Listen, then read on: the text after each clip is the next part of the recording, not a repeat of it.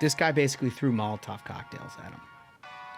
Tried to burn him, tried to kill him, and then had this whole scene, much of which you've seen in video. We're not going to play it because we don't dignify that shit. But like, it was basically like Free Palestine. Mm-hmm. And I saw this thing on Twitter, which I thought was fascinating. It was like, Free Palestine is basically the modern day Hail Hitler. Mm. And it jars you when you hear that, because it's a Democratic Party constituency. In the age of the media, the corporate media as it is today, there is a permission slip. He's Donald Trump's #1 enemy in Congress, Chicago Senator Dick Durbin. And now Dick Durbin has a new scheme, a government takeover of your credit card. Today, consumers have thousands of choices in credit cards, all with equal, strong security. But Durbin's plan is less competition and less security. And that means more risk for your credit and your identity. Tell Republicans in Congress, stop Dick Durbin's takeover of your credit card before it's too late. Ladies and gentlemen, your attention, please. Keep the faith, hold the line, and own the libs. It's time for our main event. Good Tuesday to you. Welcome back to the Ruthless Friday program. I'm Josh Holmes, along with Comfortably Smug, Michael Duncan, and John Ashbrook. Left to right across your radio dial, as always. Big week back here in Washington. Congress is back in session. Big things to do, but there's also just a lot of things that happen over the weekend you ought to know about. We're going to have some fun here on this program, too. The first thing, obviously, the incredibly ridiculous attack in Boulder, Colorado. You've heard us talk a lot about this ever since October 7th, if not before, just about where political violence in this country has stemmed from. The left, cheat code, and how that's manifesting itself in this particular day and age, intersectionality and such, which has become absolutely ridiculous. And this one, in so many ways, is we're going to explain all of it. We're going to explain a little bit of what happened, but then the media coverage of it, which I think... outrageous. I think it will give you a good sense of why we've been so fired up about this topic for a couple of years now. I mean, really forever, but as watching the left become just an anti-Semitic movement, it's really become something. We're going to talk a little bit about that. We got a great guest today. We were invited to do the Great American Road Trip kickoff from the Secretary of Transportation, Sean Duffy. And so we went out, headed on out into this like field, basically, in front of the Department of Transportation, where they had a car show and all kinds of different things that we participated in. Had a great conversation with Secretary Duffy. Yeah. Whale of a guy. It was incredible conversation. Within 2 seconds, the guy was busting balls. Yeah. He understands us like few people do. Totally. I love talking to him. Totally. You guys had a good time with that. Well, I mean, it was. I remember we got the message. They're like, Secretary Duffy's office wants to know if you guys want to come hang out at a car show. Yes! Like, I immediately was like, yes, 100%. And it was even more fun than I thought it was going to be. Well, it was awesome. It was also a great kickoff to, America 250, the celebration of America with, that anniversary coming up. Got to see a lot of really cool cars, a Winnie. There was a Cybertruck with an Airstream attachment. I don't want to spoil the whole thing, but you're going to want to see that. You're going to want to see that. So we got a big interview on that. And then we obviously do variety, which I've come to find out, like over the weekend, we get, as one does, you text and you Slack, and there's different things that come across your radar, and you're kind of having some yucks. The last few weekends, Smug is like just pulling deep. If something hits my algorithm on one of my feeds that I think is a banger, it's going in there, and we're gonna have one for Friday Day. So he's doing all of that. Let's start with the serious stuff. We'll get the veggies up front for you. Not any sense in talking about the world of sports. We're waiting on the Stanley Cup. We're waiting on the NBA Finals. Much what governs us on a weekend, not relevant here. But what is relevant is the news that happened over the weekend, Boulder, Colorado. So FoxNews.com reported Boulder, Colorado suspected terror attacks. Mohammed Sabri Solomon faces hate crime and murder charges. If you haven't seen this story, you just need to get familiar with it because it speaks. It's not just a random act of violence. It comes on the heels of a lot of different attacks upon Jewish people. You saw the shooting and killing of 2 people in Washington, D.C. a couple of weeks back outside of an Israeli, what was it, a museum? Museum event, yeah. Yeah. For the Israeli embassy, I believe. Right. And what we've been saying forever is like, you don't understand, like this thing is deeply rooted. This is not a situation where you've got a few loose cannons, which like the Nancy Pelosi's and Chuck Schumer's would like you to believe that there's a few loose cannons within the Democratic. And also, don't forget, it's coming, that attack, those 2 murders are coming on the heels of the governor of Pennsylvania having the governor's mansion firebombed by the same Free Palestine crew. Yeah. So we've been saying basically since October 7, and then watching what was initially the Biden administration's response that was, I would say, categorize it initially as responsible. Immediately, this is our ally, we'll stand with our ally, we'll do what we need to do. And then you watched the degradation of support over Israel and what needed to be done to eliminate Hamas. And then everything that you see in the Middle East, all the fighting that we've all kind of grown up watching that happened overseas, suddenly happens here in America. Yeah. I mean, to me, that's the most troubling thing is it's been allowed to creep from the media having an obvious Free Palestine becomes the thing that like the young people in the Slack at the New York Times and everything are pushing. That became like their movement of like, okay, now we got to make sure everyone's pushing this nonstop. To then you saw them starting to rip posters down of like kids who got kidnapped in New York and how quickly that transformed into you've got the governor's mansion being firebombed. You've got people being shot on the streets of D.C. You've got Molotovs being thrown on people in Colorado, and they're all chanting the same thing. Yep. It's like this is now a violent problem. These are violent terrorists, and this whole situation needs to be treated as such, and the way the media has been treating it is disgusting. It's completely disgusting. But if you take a step back, it's entirely predictable. When you have a political party in this country that is basically giving a permission slip for this belief that somehow there are 2 moral sides to this discussion. I mean, just recall October 7, you had Hamas indiscriminately raping, murdering, killing everybody from babies to the elderly because they could and because it was what they said they were sworn to do. And any response that you had to any of that was the war crime. And then it's gotten more and more and more predominant within Democratic philosophy to the point where Kamala Harris can't pick governorship hero as a vice presidential nominee for fear of offending that core constituency of the Democratic Party. Well, and then you had Democrats, having to say, these college kids chanting intifada, intifada on campuses and targeting Jewish students and locking down buildings. Maybe they make some good points about peace in the Middle East. It's insane. You hear them say globalize the intifada, right, which is the point you were making, and all of a sudden it's globalized. All of a sudden it's happening in Colorado. It's happening in Pennsylvania. It's happening in Washington, D.C. But if we're being honest, the reason why it's globalized in the United States is because there's a constituency for it that was not treated as, like, say, the KKK amongst the Republican Party, right?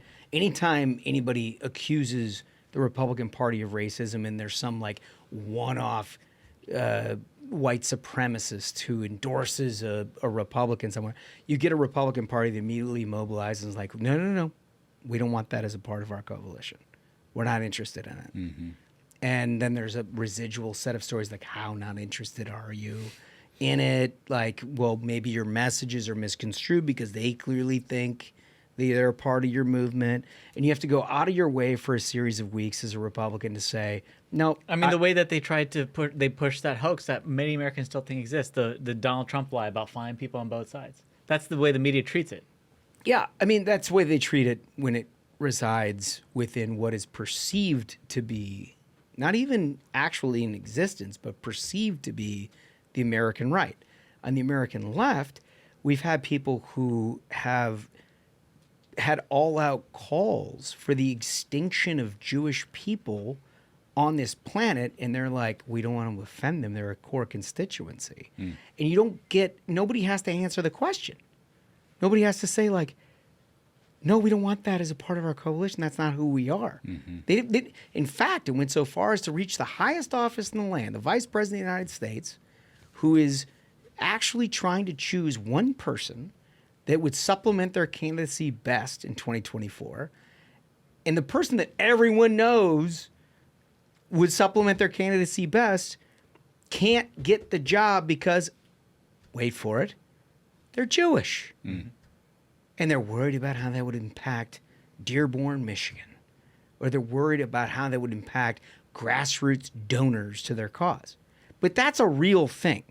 So if you take that forward, and knowing that there is now a constituency that has not been relegated to the extreme fringes of society, it's basically embraced at some level. I'm not saying the violence has been embraced, but I'm saying the ideology at some point has been embraced. It's not surprising this shit is happening. Yeah, I will tell you that there are a lot of conversations out there about the money that is flowing to the left, money that is flowing to universities, money that is flowing to their parties, money that is flowing to their candidates, that makes people wonder if there's a reason why Democrats all of a sudden are against Jewish people. You know? Yeah, I mean, it's just, you don't need to wonder about it. They've told you. They've told you. And it's whether it's money or whether it's votes, whether it's a base. I've said it for like 3 years now that Hamas is a constituency of the Democratic Party in this country. It just is. Either you wake up to it, acknowledge it, or you don't. And if you don't, all you're doing is emboldening this situation. So listen to a little bit about this. The violence on Sunday against a pro-Israel group advocating for Hamas. This was a group of like elderly people. Elderly people, children. It's in Boulder, Colorado. Like it's just not the National Mall in D.C. Right. Some people who are taking a little bit of time on a Sunday to express their view that the hostages that Hamas continues to hold should be released. Well, what happened was this guy basically threw Molotov cocktails at him, tried to burn him, tried to kill him, and then had this whole scene, much of which you've seen in video. We're not going to play it because we don't dignify that shit.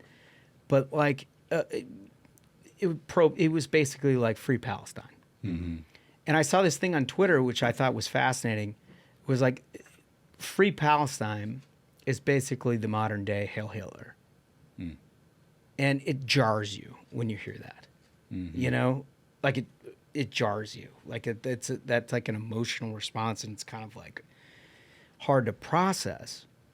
But if you think about it, in practice, is there a real difference? Well, it's like what Ashbrook always says. It's not like they're not chanting two-state solution, No. two-state solution.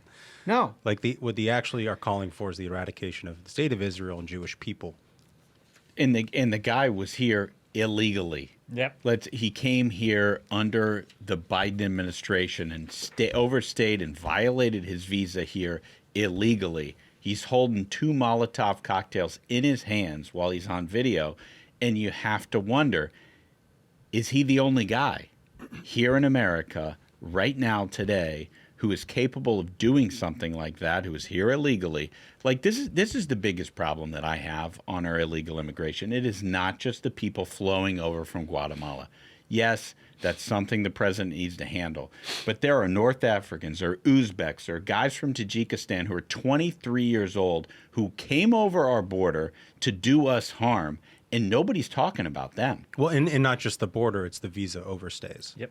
Like that is what was identified here is that he came in on like a tourist visa or whatever, and like he was supposed to be in the country for 5 days, and then they just don't leave. You know, and then they apply so that they can stay, and then they do shit like this. That's the thing is, so this guy was an illegal, like we've already mentioned, but you look at the timeline that DHS has given on this guy, and not only did he get in under the Biden administration, his visa expired in February of 2023, but after that, in March of 2023, the Biden administration then gave him a work permit. They're like, oh, well, we know you're here illegally, you're overstaying your visa, but here, we'll help you out anyways. This comes on the heels of a very real discussion in which the media thought they just had the Trump administration. And Marco Rubio had to field these questions where they were talking about college students that came here who were advocating free Palestine. And they were creating riots on campus, major damages in universities, making Jewish students at universities feel like they couldn't attend those universities at all. Many testimonials to that effect. And his point was, you don't have a right to come into this country, particularly when you are advocating for something that is not only disruptive, but violent to our people. And the media was like, that's the First Amendment. Right. That's the First Amendment. They can say whatever they want. We're required to import foreign nationals and educate them in our universities. We're required.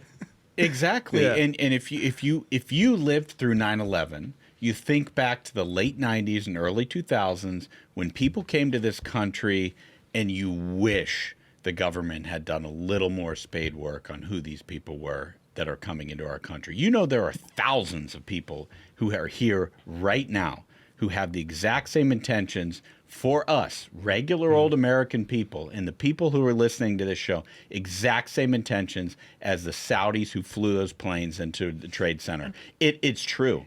They hate us, and they're here, and the libs want them to stay. And President Trump and his administration are trying to kick them out. I really hope they succeed. And I don't understand why we can't just be rational about this. It's like, okay, Exactly. if you are visiting a country, if you are that country's guest, what country can you go into and you're like, you know what? I want to show up and I want to start riots.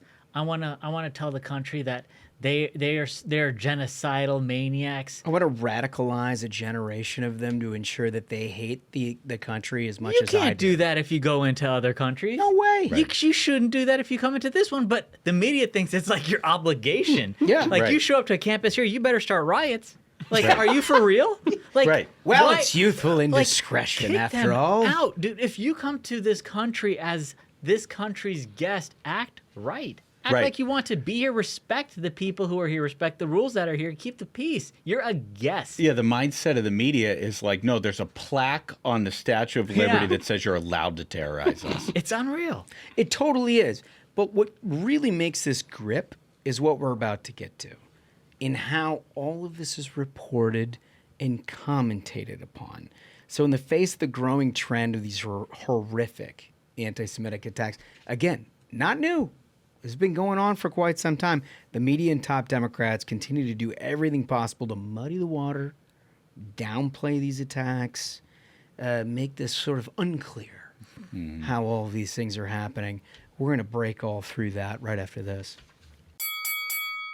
Every year, America's freight railroads invest $23 billion of their own capital, not taxpayer money, to maintain the world's most productive freight network. That massive scale is key. It enables railroads to move goods with unmatched efficiency, driving down costs for American businesses and consumers. From energy and agriculture to retail and automotive, freight rail serves every corner of the real economy, and it's essential to America's reindustrialization. Put simply, manufacturing depends on rail. Freight rail is America's engine, built on private investment, driving the nation forward. Learn more at aar.org. Hardworking Americans know when it's time to roll up our sleeves and get the job done. Now is the time to unleash our nation's energy, to create jobs, secure our future, and make life better, more affordable, and full of opportunity for all Americans. That's the power of America's oil and natural gas. Learn more at lightsonenergy.org. Paid for by the American Petroleum Institute. Okay, so look, the attacks that we just discussed in the first segment, they're bad enough, and we gave you our perspective on why it is that all these are happening. It's basically a permission slip. Whether you want to acknowledge it or not, we're willing to say it. There's a permission slip in American political culture where the Democratic Party has suggested this is a significant constituency in a way that is entirely divorced from how we have handled radical, violent constituencies in a two-party system in this country going back to like Bull Connor.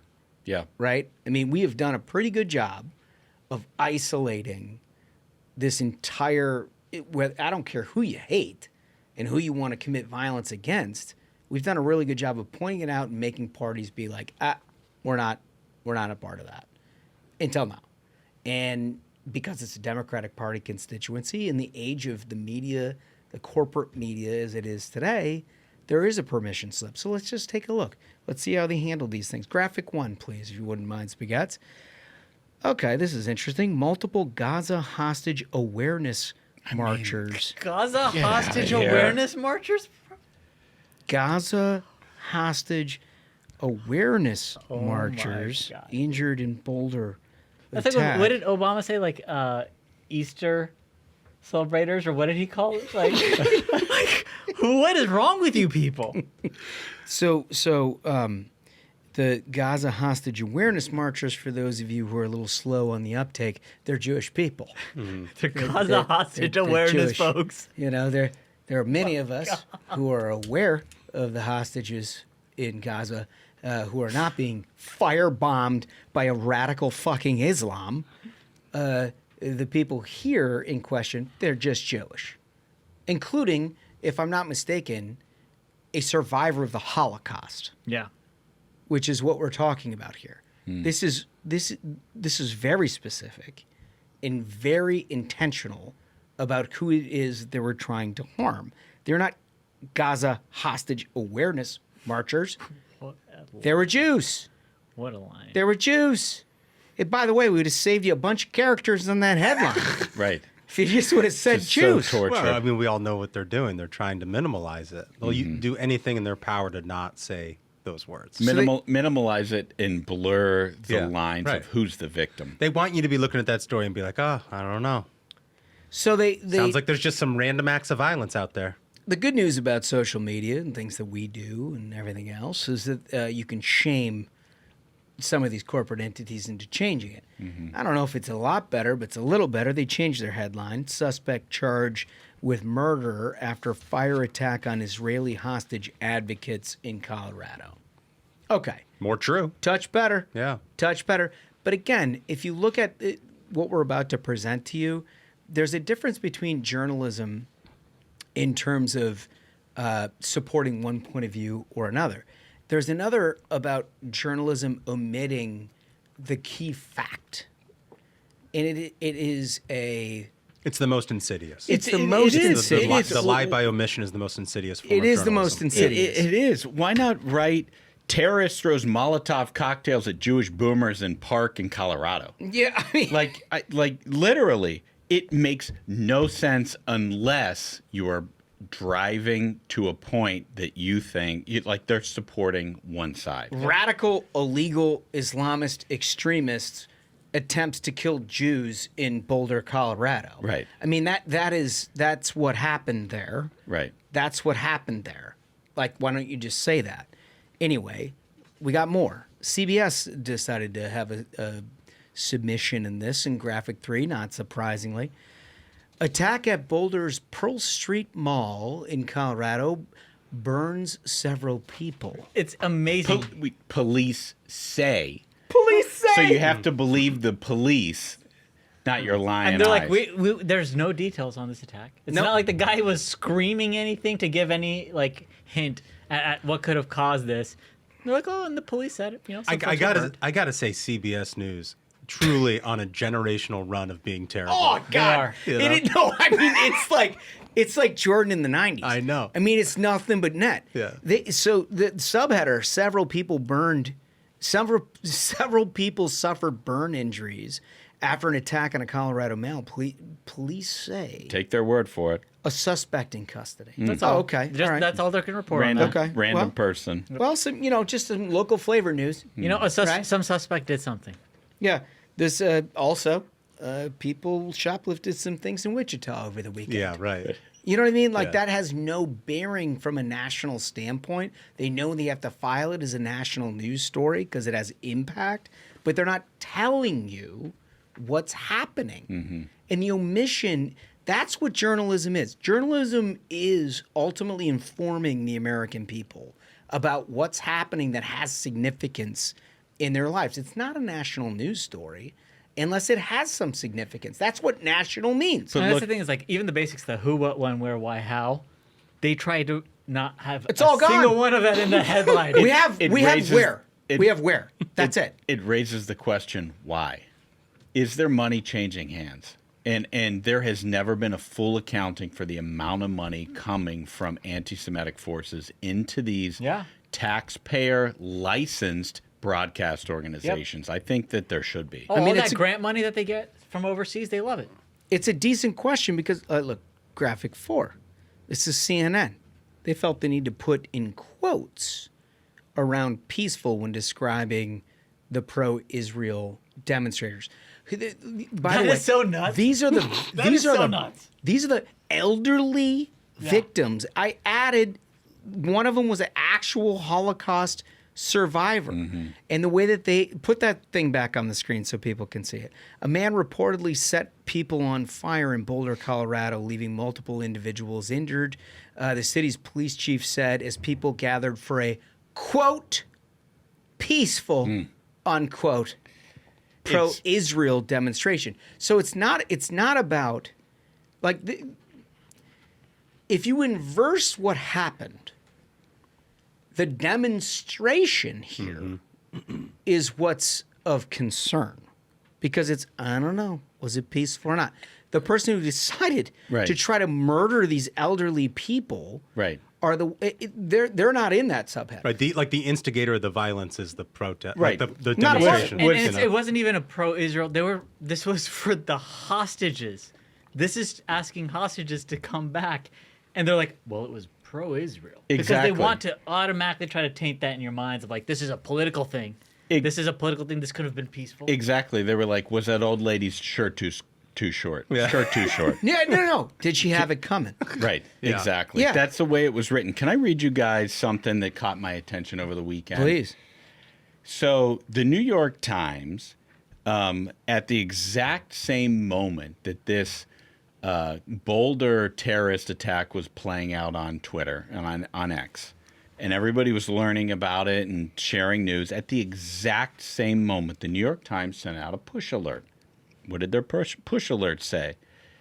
6 people were injured. I'm sorry. Hold on a second. 26. I'm sorry. At least 20 Palestinians were shot and killed, and 100 others were wounded, according to Palestinian officials. This is something that happened in the Middle East, and that's what they were reporting on As this at was the moment breaking. from the Gaza Health Ministry. Did they? It wasn't until 9:59. So that was at 6:22 p.m. that push alert went out. Okay, right when this was being reported. It wasn't until almost 10 p.m. at night, 5 hours later, that they reported on what happened in Boulder, Colorado.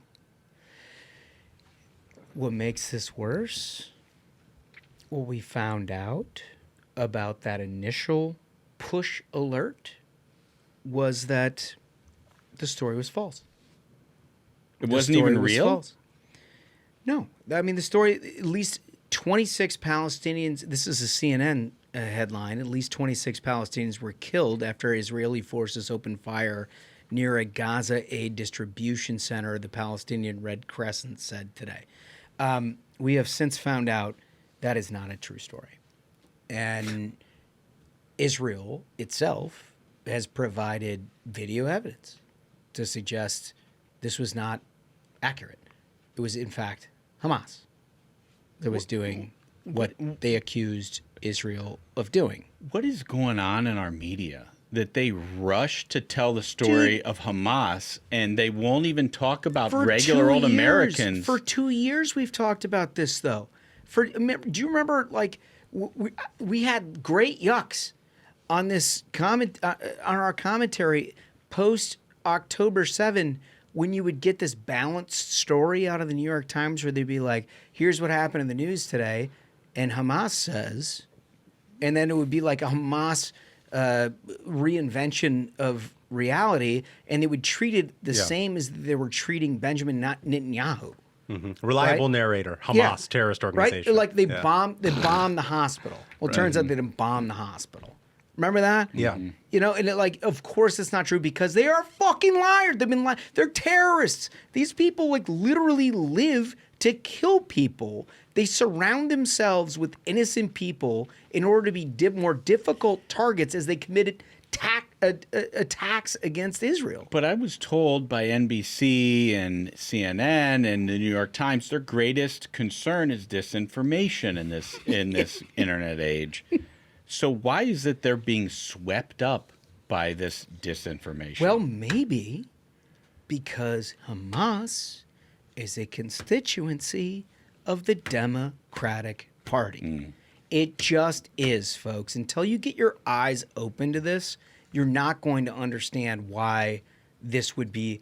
Like, do you think that, like, Baghdad Bob was going to get a pushback headline in the New York Times about, like, well, but Baghdad Bob says the American forces aren't anywhere near Baghdad as bombs are going off behind him? No, because there was no constituency in it for them. Everybody was on the same team at that point. In this point, they're not all on the same team. They've created a constituency within the Democratic Party of which all of these publications have a huge constituency. They don't, like, we don't read this. Like, we read it so you don't have to.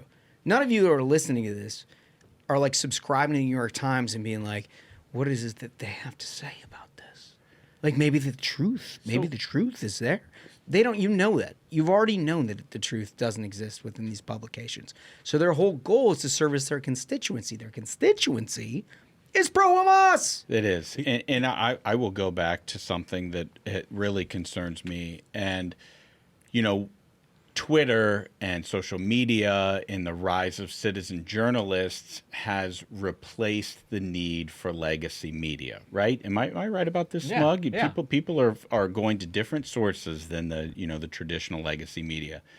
And so do you think that means that traditional legacy outlets are scrambling for resources from places they maybe previously wouldn't have surprise sought? me. It's entirely possible. It's entirely possible.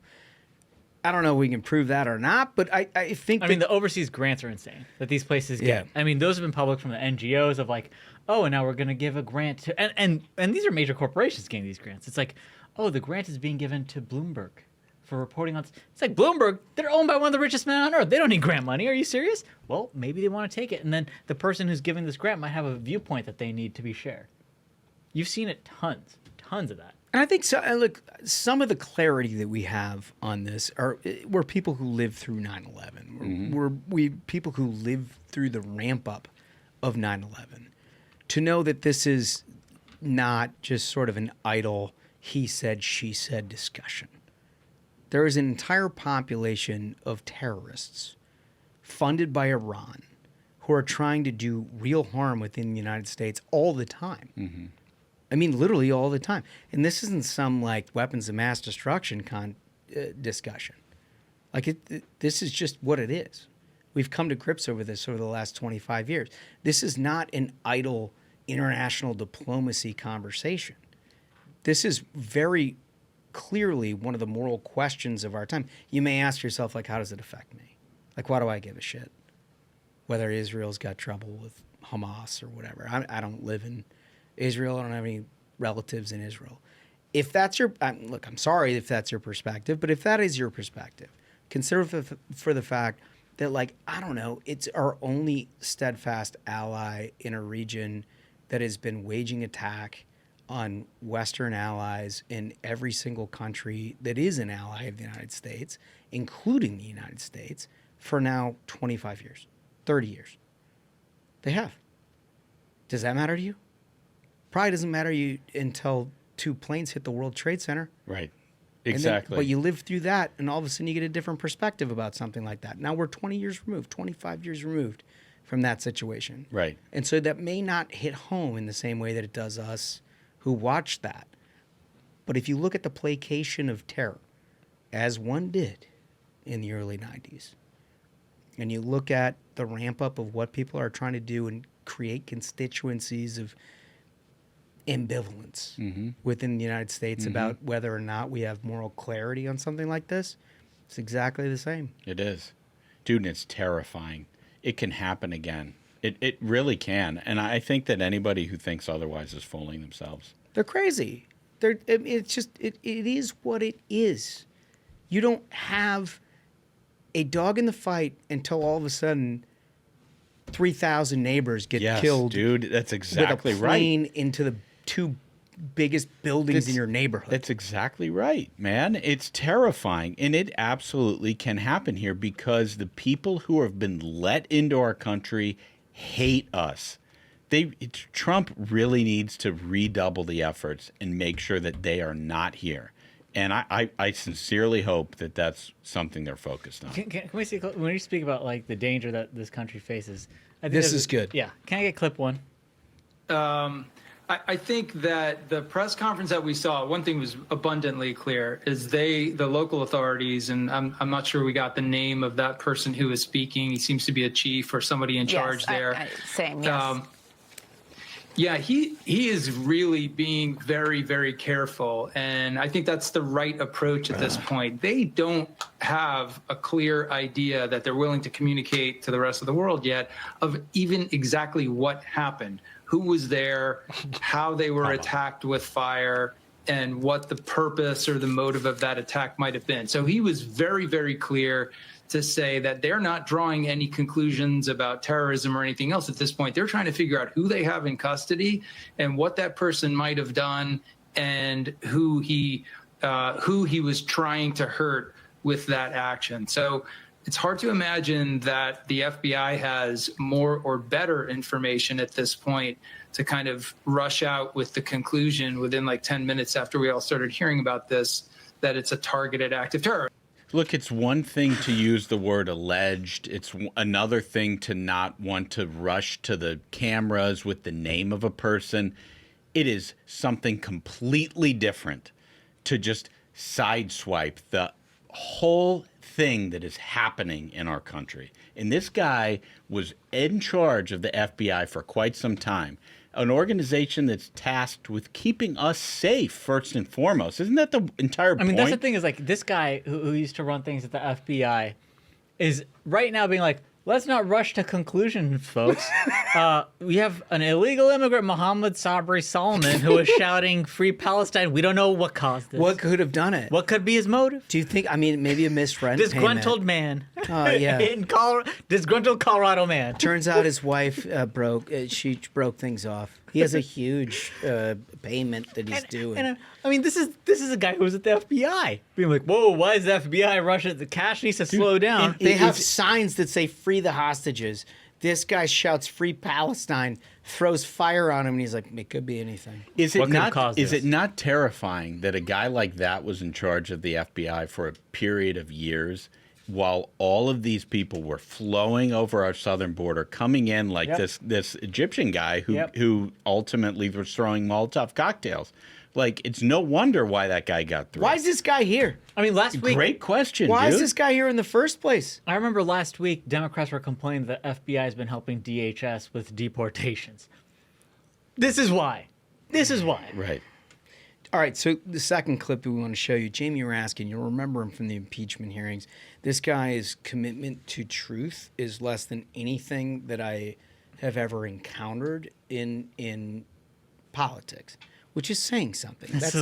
That's like we're in a shift level stuff here. Mm-hmm. But what he does, because he's a Jewish guy.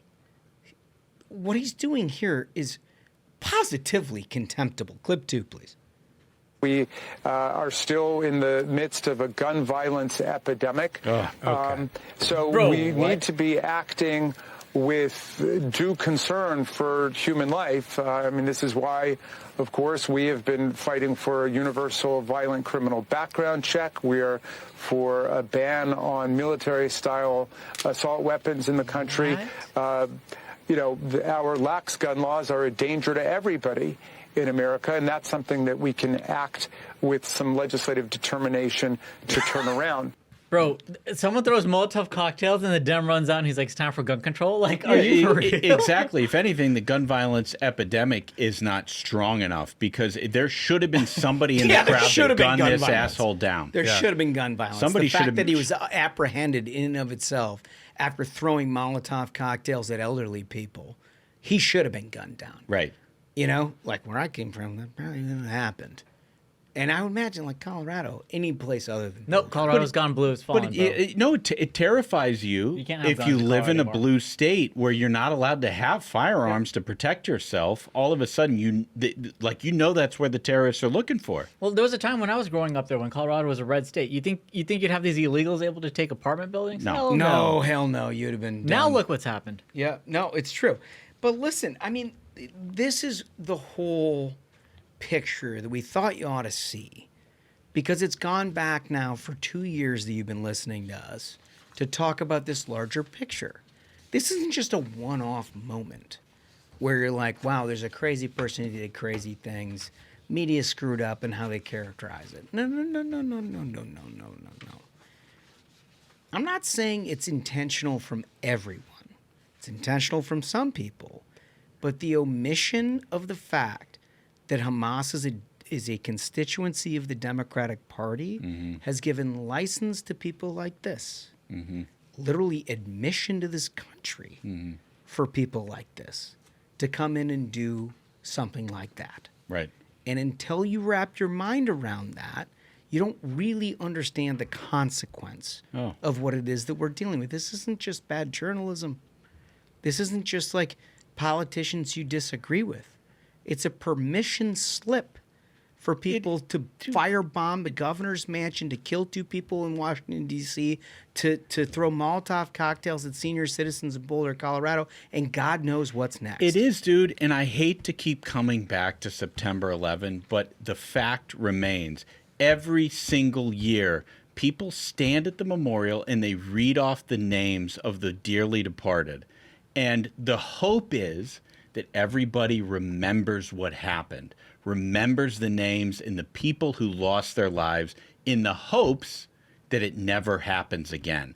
And we're always supposed to remember. We're told to remember. We're supposed to never forget what happened that day in hopes that it won't happen again. And what guys like that will do is let it.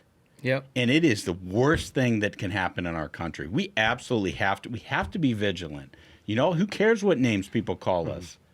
Well, listen, it's well said. Our question of the day is, what can President Trump do here to stop what is very clearly an Islamic extremist agenda that is perpetrated within our university system of people who are not necessarily even identify with Islam. It's the whole intersectionality of the left, the whole idea that anybody but a white person is to be defended and everyone else is to be murdered. And where that is manifested in and of itself is a foothold within Hamas, within the United States. It's not Hamas. It's Hezbollah. It's Iran. It's Islamic extremism. It's the roots of Al-Qaeda. It's all of that shit in this country. What can he do?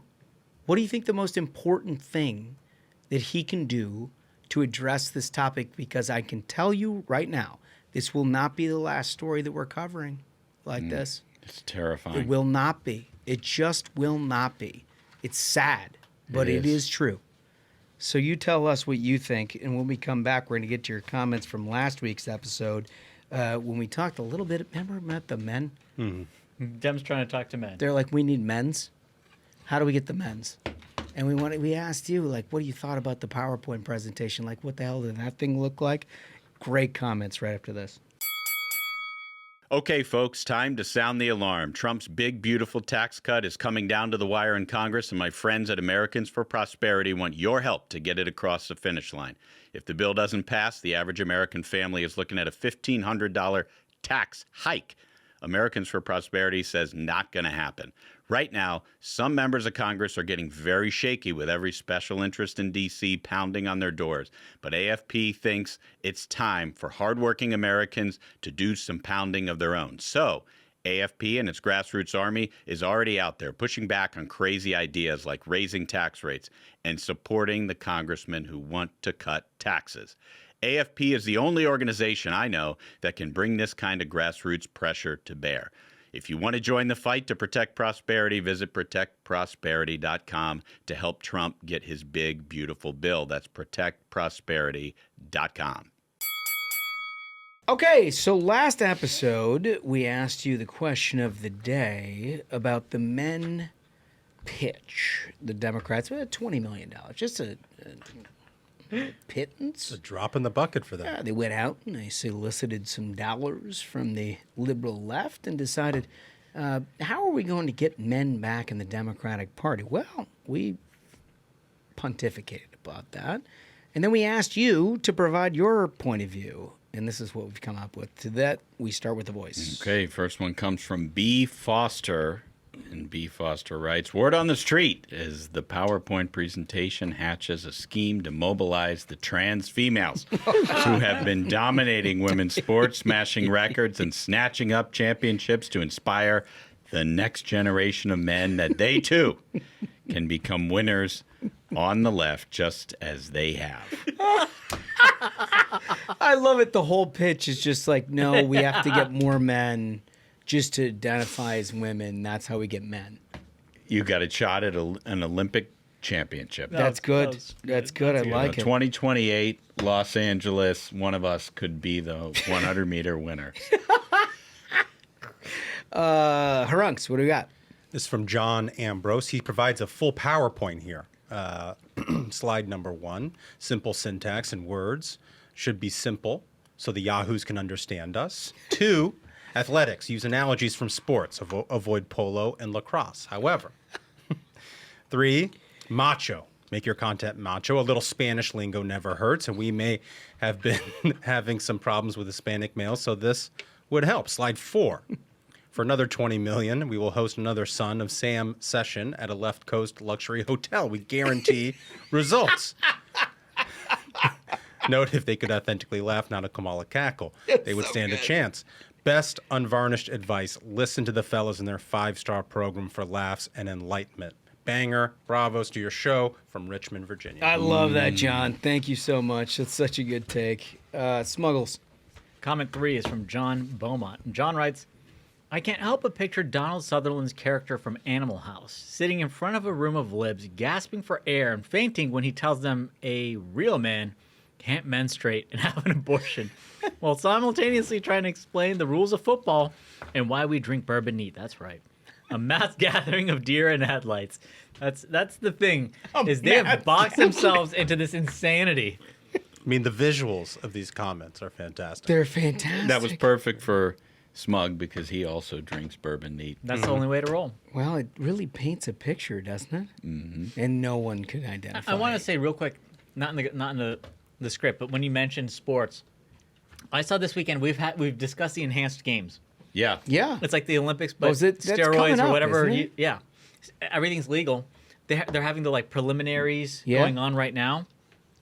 A dude just broke the world record in swimming. No way, really? Yeah, it's already worked. Like, they had a photo of him side by side of before he was competing just on reg. Like, he wasn't taking any juice, but then he started training on the juice. Bro's delts and everything. Like, he is shredded. Yeah. Shredded. It's like a superhero movie. I mean, literally, he looks like He-Man now. This is strange vernacular of the variety program. If for those of you who are new, who find out that we're very traditionalist, except we somehow support juicing. It should be legal. Let's see humans at their max. Yeah. And doctors are like monitoring all his shit. It's like his heart won't blow up or anything. But But he set the world record. It's happening. We're going to have humans, The superhumans. trans athletes get to do it. Yeah, that's a good point. It's a good point. All right, when we come back, the fellows are joined by Transportation Secretary Sean Duffy. A absolutely terrific event that we appreciate the invitation towards, and I think you're going to get a kick out of this right after this. Every year, America's freight railroads invest $23 billion of their own capital, not taxpayer money, to maintain the world's most productive freight network. That massive scale is key. It enables railroads to move goods with unmatched efficiency, driving down costs for American businesses and consumers. From energy and agriculture to retail and automotive, freight rail serves every corner of the real economy, and it's essential to America's reindustrialization. Put simply, manufacturing depends on rail. Freight rail is America's engine, built on private investment, driving the nation forward. Learn more at aar.org.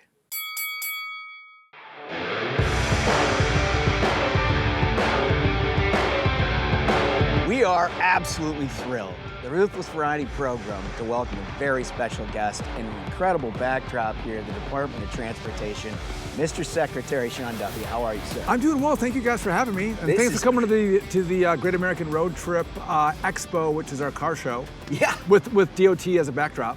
So I mean, this appreciate is that. something else. So you're rolling out this entire summer of activity around the Great American Road Trip. Well, the first activity we're doing here is drinking Leinenkugels, which we're not going to drive with beer. That's very thoughtful of you, Mr. Secretary. I You're appreciate welcome. the clarification. Safety is first, right? Yeah. You guys can't drive. That's right. So each department has been tasked by the president to celebrate our 250th birthday, right? And we have the best idea. We're going to have the best rollout. Which Is it a competition amongst the cabinet? They don't know that, but for me it is, right? I'm like, we're going to win. So we're going to do a road trip. And again, you think about freedom. I mean, freedom is cars and getting in the car and be able to move. And our country is so beautiful. And I don't know if you guys went on road trips with your family or you take your kids on road trips. We're going to talk about that. It is and by the way, sometimes when you're doing it, it's like, this sucks, and you're fighting, but you think back, and it was some of the best times you had with your parents when they took you, or when you were taking your own kids. So we want to encourage people to get in the car, see the country, be with their families, put the phones away, so it's family and it's country all together in one. Yep. But you have like 1,000 kids, right? I even there's a Winnebago over there. I was like, hey, that's pretty nice. Yeah, I was just gonna say, when Duffy family does a road trip, do you need like a caravan or like a 16-wheeler? I could hook like a detachable, like the Airstream or whatever. Put them in back. They right. Strap them into the I'll get a radio. How do you handle pee breaks when you got that many kids? Because I remember when I was growing up, we didn't stop unless Dad was ready. Right, exactly. So my mom had to always bring an empty like Downy fabric softener bottle, and that was our pee bottle, because we ain't stopping unless Dad's ready to stop. See, I would do that, but my wife would say, no way, you got to stop. But I'm 53, so I probably stop more than my kids want to stop. Like, we're gonna stop again, kids. We got 2.5 miles down the road. What are you talking about? No way to understand America unless you travel it. And the best highway system on Earth is not even close. Yep. Like you can take you take 40 from North Carolina and you end up in Santa Monica. Like coast to coast, you just have a highway. It's incredible. Well, we like our cars, right? I mean, it is distinctly American, right? Every country's got their thing with trains or whatever.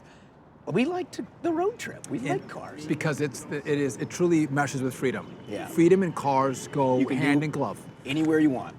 By the way, on the roads and bridges, by the way, the last administration, they had all these requirements on DEI, social justice, environmental. So the amount of money that was spent on stupid compliance shit, can I say shit? Yeah, we can say whatever you want. Was ridiculous. So we pulled all that stuff out, and we're going to actually build more roads and bridges with less money and faster than the last ridiculous administration. Incredible. I mean, that's a good... Finally, some good news. Yes. Good news. I mean, so, obviously the beginning of your term, disasters, a plane crash at DCA, I mean, you're barely sworn in before you're dealing with all this stuff. And, you were walking into a Department of Transportation where Pete Buttigieg was the last guy at your desk. I imagine there was quite a bit of stuff you found that you were like, what? Well, I truly don't think a lot of people came to work. If you work from home and everyone's at home, you do lose focus, and you don't engage with your other teammates. You don't 100%. See the things that you should see, and what you realize is what we do truly impacts people's lives. If you get it wrong, people can die. The focus of what we're doing has been clear. Job number one is we're going to fix air traffic control. again, the stuff we're using, you'd be like, I was up in the Burbank Tower. Yeah. Is this Holy like the paper shit. passing? So they're all paper passing. They put a piece of paper, the strip of the flight, in a metal little box rectangle, and they have these rails. It's like a train on rails, and they push it up over the edge, and it slides down to the side to the controllers that are front facing out to the airport, and then they ring a bell. Ding! You got new planes coming. You're like, Come on. this is the shit we use. Truly floppy disks, and you go, we're the greatest country on earth. Yeah. Who let it get this bad? Who didn't pay attention? I've got an And idea. so now I got an idea. Yeah, He rode his bike to work.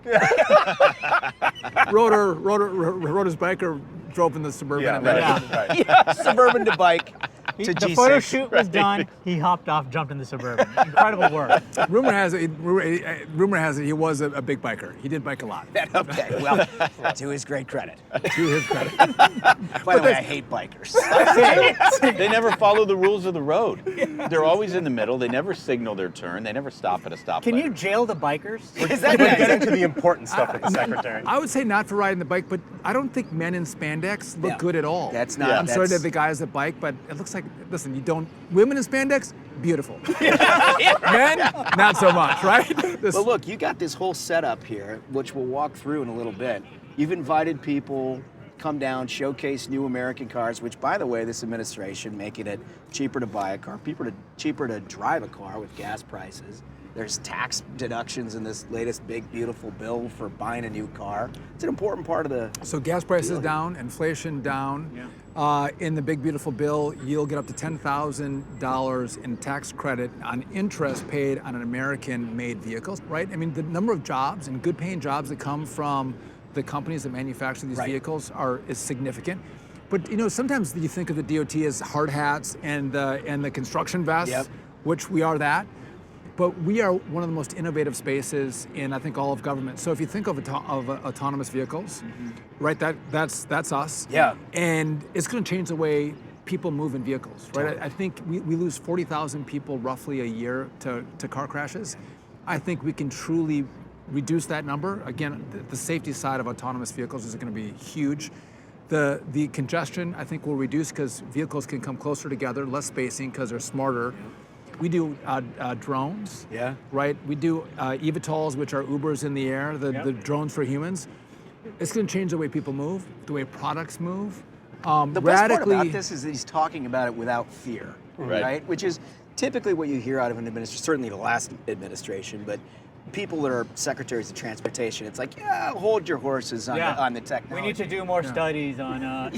Another the drone's gonna affect Mayor Pete's still looking for the equity, racist bridges. Yeah, exactly. It's a racist drone. That's really what it boils down to. But you're embracing this and saying, let's do it safely, but let's embrace the technology and change it. You don't put it in a box and put it away. It's gonna happen somewhere else, right? It's gonna happen in China or India or somewhere else.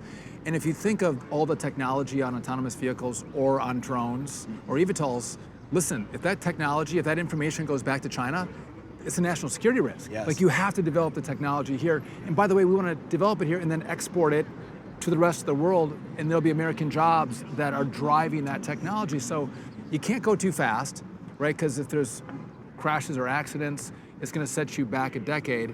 You can't go too slow or you lose the innovator. So getting the right pacing is critically important. Listen, we're going to do a little walk around. You're going to show us some stuff and the people you invited here. Well, here's the thing. I'm a car guy. I actually love cars. My grandparents gave me some savings bonds when I was a kid, and instead of putting the money in Apple stock, I bought a Jeep Grand Cherokee with a 5.2 liter engine. And I was pumped about it, and now I wish I hadn't done it, but that's what I bought. You had an F-150. I had an F-150. I love trucks. I love SUVs. What do you have now? Now I got a BMW. But it's got good horsepower. Of course you do. Right. Yeah. Of course you do. But here's the thing. Here's the thing. The lesson you learn. The only thing better than horsepower is more horsepower. That's true. So that's what I was going for. Once you get a little bit of it, it's like you want more. You want more. It's never enough. That's right. All right. What do you drive? Well, that's the thing is, I'm actually in the market for a car right now. Yeah. So that's what when we Can you when sell we them heard one here, you think? when we were told that we were going to have this event out here, I was like, this is perfect. 2 birds with 1 stone. I get an interview and I get to look at some cars. So what are you looking at? It's got to be an SUV and it's got to be extremely safe. My wife will be driving it. Extremely, extremely safe. A lot of technology. It sounds like you don't trust your driving. That's what it sounds like. like every husband. I bought for my sons. He had to bring the kids back and forth to school. I bought him a Subaru, an Outback. He gets relentlessly mocked. he's 18. You did it purposely, right? He does it, yeah. No, it's the same. Not going to pick up any girls in this. They're the same cars. It isn't. No, and he hasn't. You suck, Dad. But he has a car, right? But yeah, so and it's safe. Yeah. I feel like it's a dad's job to have that sort of like underlying knock on the like if you can't get your kid a nice car that he's going to be able to show off, right? I mean, that's like eliminating your whole dad view of how you got to handle that situation. Don't drive it. I don't care. You want to sit at home? You got a bike? Your bike or the Subaru? It's up to you. They drive the Subaru. That's very smart fathering. That's perfect. This caught my eye when we first showed up. A Cybertruck with an Airstream. That seems like the great American road truck, like right there. Yeah, you could get some. I mean, that might be able to fit your 9 kids. What? Rachel now would have a great time in front. They're all in back. This is the solution. It's such a peaceful trip. By the way, when they have to pee, I'm like, Didn't know. They couldn't tell me. There's a back door. The walkie-talkie didn't work. Right? Open it up. It's a window. That's so good. I love it. And like I mentioned this to you guys, all American made, right? Yeah. Not every company is American in where they're headquartered, but all the cars here are made in the country. And I think Every single one. Every single one. So what's interesting is the president and what he's done with tariffs, what he's done to say, come back home, get out of China. I was just meeting with the executive teams of all the companies. They're all coming back. They're all trying to get here. They're all trying to realign their supply chains. Yeah, that's the intent. It's real. Yeah. So they're and again, it's really good paying jobs. So totally. I mean, that's the thing. You know, I spent a lot of time in Kentucky. Big Toyota plant there. Employs huge number of people. Like, when you bring those jobs here, it makes such a difference in communities across the country. Like that BMW plant that we were talking about in Spartanburg, South Carolina. Like it matters. Dude, it changes the whole community. Yeah. Right? It changes the region. Right. When these plants listen, so by the way, I did reality TV. I know. Part of it was Road Rules. Yeah. The Winnebago. By the way, when you were doing Road Rules, did you picture being the secretary of this situation? Yes. I was like, one day in the Winnie, one day. I can't thank you enough for inviting us to this. This is absolutely incredible and a really important deal that you're doing here with just encouraging Americans to get back out. It's cheaper now, more effective. You can just go see the country on your own terms.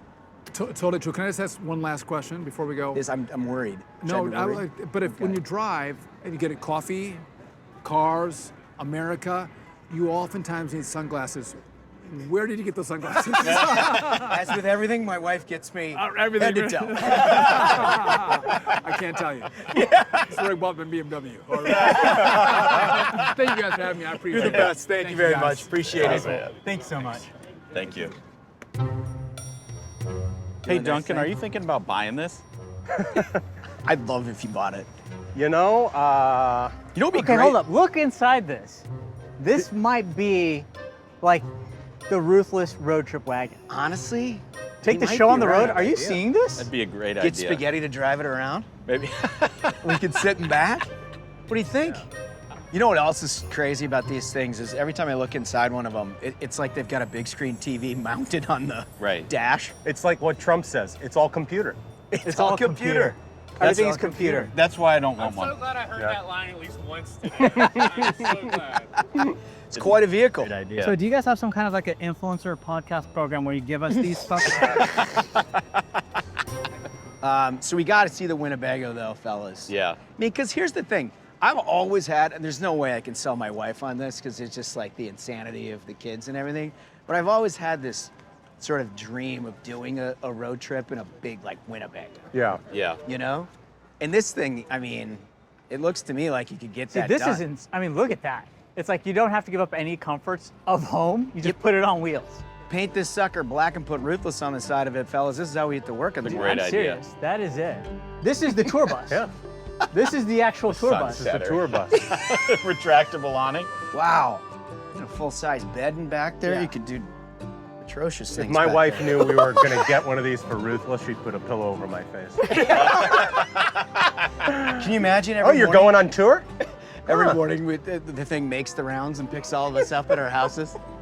That would be perfect. That's something to aspire to. Can you imagine it? I mean, would it play music when it's rolling down the street?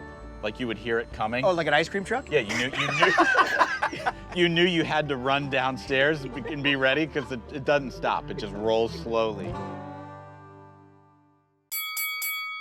All right, Duffy. Well, 10 of 10, dude. Mm-hmm. I mean, it took us all of about, 15 seconds before we were like, hey, man, like, do you just want to hang out? That's the thing is like, you don't need to have an event to hang out. Yeah, right. That's cool too. Just a great dude. I mean, look, he's had a ton of challenges at Transportation. Mm-hmm. His first day was dealing with the crash at DCA, in which a helicopter hit a commercial plane.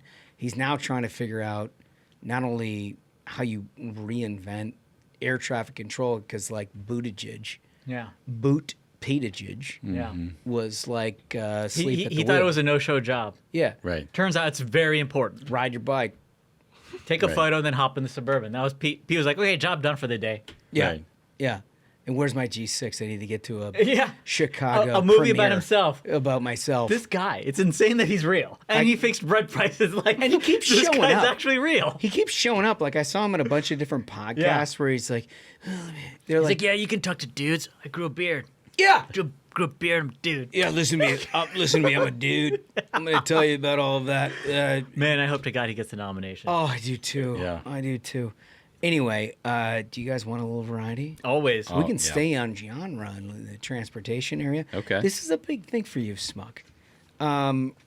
So a man abandons a grieving partner in economy after getting a free upgrade to business class on a 14-hour flight. This is according to Yahoo News.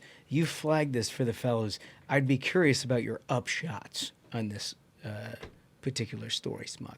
So it says here that when her partner was bumped to first class, she assumed he would stay behind so she wouldn't have to fly alone, but he didn't. She was pregnant, right? Yeah, well, it says no, she wasn't pregnant. Oh, no? She had a friend who was grieving. So it's not like she had a personal loss. Yeah, I think it was her friend had lost a child. Okay. All right, so there's grieving involved.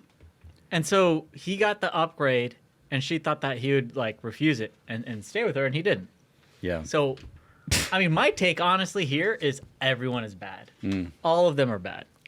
What? First off, I don't think airlines should upgrade people. You can always tell the folks who don't belong, right? You can always tell.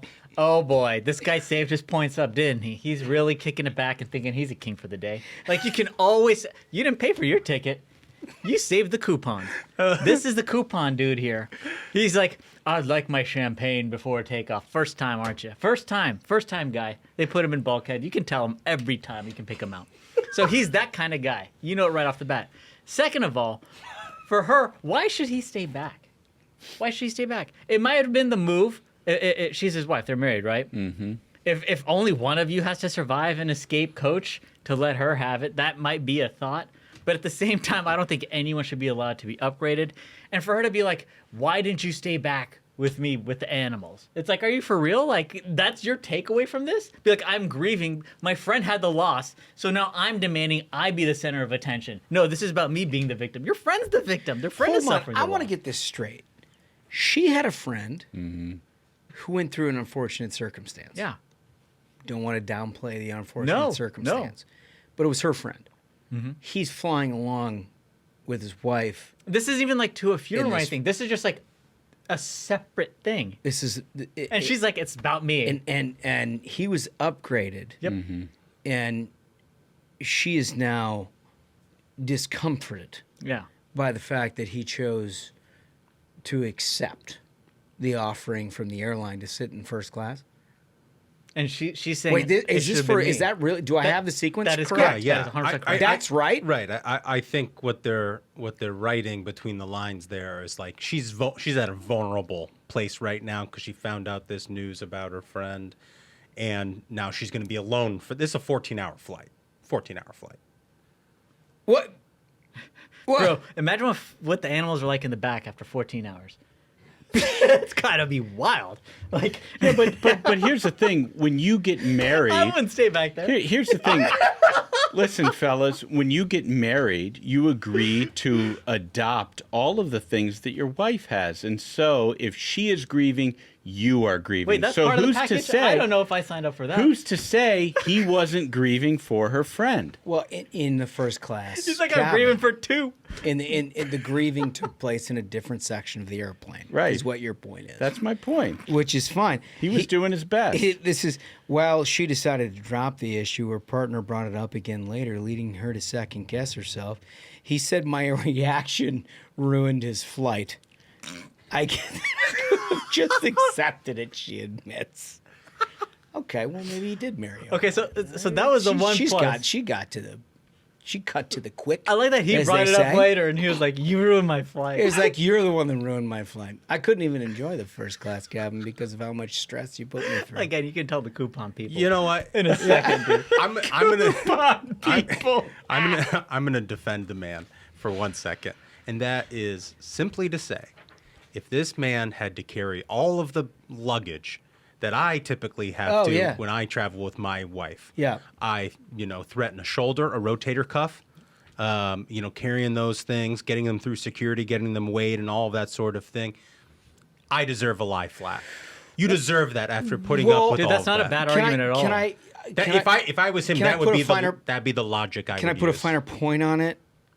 Look, if I'm traveling with my children and my wife, knowing our personal travel issue, if I were to just show up and just take the upgrade and leave her with 2 kids, yeah, I mean that's going to be hard. I accept the bullet in my forehead, which is coming. It'd be chloroform. Yeah, I mean, I'd be a dead man, and that's fine. What we're talking about here is a woman who is friends with another woman who had an unfortunate circumstance, and she is upset to the point where it's now a national news story on Yahoo that he didn't just sit bitch between these 2 gals. Couldn't they just do like a 7-hour swap of this thing? No, dude, you can't do maybe that. rotate it a little. If you allow that, then all of the back is going to start taking their 10 minutes.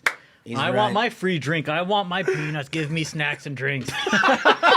It's like gremlins, bro. You can't feed them or give them any drinks. I knew raising that would get a good response from Smug. Gremlins. I want my free drink. I want my peanut. I just knew it. I knew it. Last one that Smug flagged. Clip 3, please. Okay, so this is a zoo apparently in Chongqing, China. Mm-hmm. And interesting place. But what you have is people who are in cages driving in like a modified bus. Yeah, it's like a reverse zoo. You're caged in and the animals are out free. The animals are doing but then they hang meat on the side, so then the animals come running. So at they're you. like attacked by lions and bears and the like. But these things like jump hard. Yeah. So it's like, those, for our listeners on audio only, those like cages that people look at sharks when you go under the water? Yeah. Well, imagine you put that on wheels and surround with like lions. Yeah. Yeah. That's what you get here. What confused me about this. That is awesome. What confused me, there's a longer clip that you're not going to see here. What confused me is it like the road that they're driving this thing, lions are just throwing themselves at this thing. Mm-hmm. But what confused me is that there seemed to be traffic. Yeah, right. There's like cars that are in this too, which is wild because if you're not like an armored vehicle, what are you doing? No, it's like a Volkswagen looking for the right of way. This is so rad. There's bears hanging onto the side of this thing trying to eat the like steaks that are hung to the side of it. And like so the Chinese have understood a different zoo experience. It's Xinjiang, China, which is already. I mean, you have my attention at that point, and then you've got animals being fed meat off the side of a truck that you could ride in. Like, this is why don't we have this in America? Like, this is something that Texas could pull off. Like, maybe Spaghetti should set something like this up for us. It is not, for the record, in case you're interested in traveling, Xinjiang, China. It is Chongqing, China. I almost had it, but it should be here. We should have that in Texas. we should have it in Texas. Just an important, in case you're booking travel, to try to be a part of that. She'll end up in Ching Chong and be like, I'm in the wrong place. They don't have the zoo on trucks. Ching Chong, very different. Very different town. Very different town. No zoo on truck. No zoo on trucks. All right, so remember our question of the day, which is what can Trump do to stop Middle Eastern terrorism coming to America?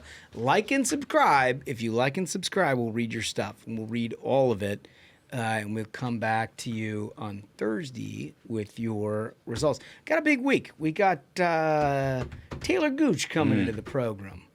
Not often we have a professional athlete. It's a live guy. Yeah, but big live tournament in the Washington, D.C. area this weekend. Yeah, exactly and right. He's playing in it. He won in 2023 and won the whole thing. He did.